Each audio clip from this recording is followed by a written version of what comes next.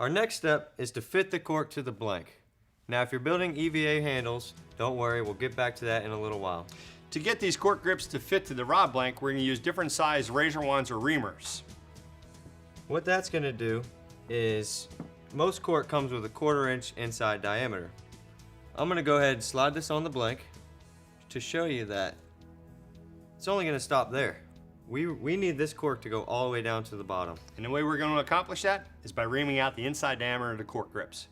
Okay, when reaming your cork out, we're going to always start from the back end of the cork.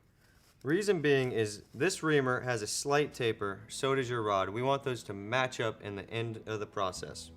I'm going to go ahead, ream from the back end, twisting, turning, just ripping out the middle of this cork as best I can, and making sure I can go as straight through as possible. But be careful not to over ream. What you want to do is ream a little, test a lot.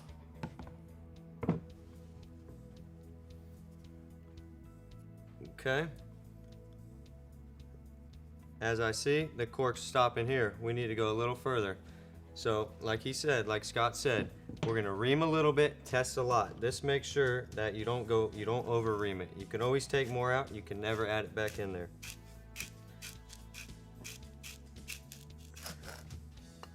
Okay, and I'm also dusting out the cork each time I do this, okay?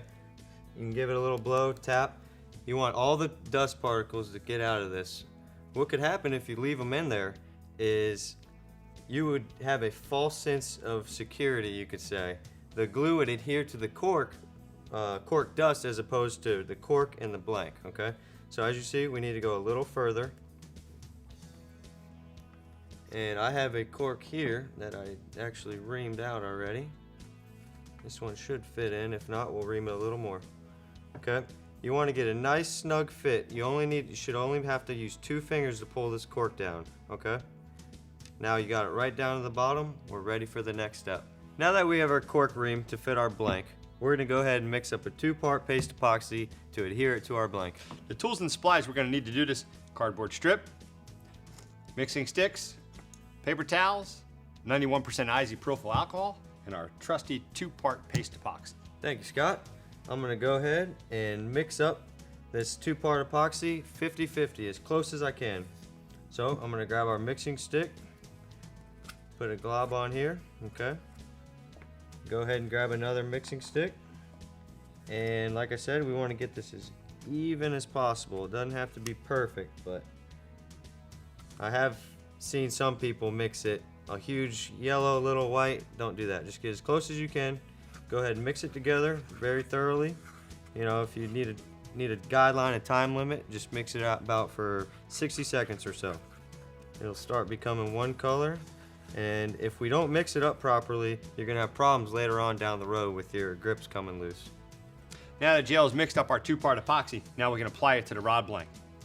Earlier we marked our rod blank with our China marker, locating the front of our rear grip. We're going to begin to apply epoxy at this point all the way to the butt. Take your popsicle stick and a nice glob of the 2-part epoxy and start from our mark, okay, applying it to the blank. Applying it all the way down to the blank, 360 degrees all the way around. Make sure you cover this, and you can put plenty on. Trust me, the more you put on, the better off you are. If you put too much on, we're going to squeegee it off. Yeah, don't be scared with your epoxy here. You want to make sure that grip never comes off. All right, once we get our epoxy on there, we should have plenty of epoxy on. Now we're going to take our rear grip. Remember, 10 inside down. Slide it on our rod blank, and remember, everything mounts from the tip down. Yep. As we get close to our glue, what we're going to do is we're going to start beginning to rotate our rod blank, or our grip. The reason why we do this is it helps get all the glue up into all the crevices of the cork grip. Since we reamed out the cork, there's a lot of cavities in there. We want to make sure they all get filled with epoxy. Don't worry, you're going to squeegee a little bit of it off, and you got your trusty paper towels here.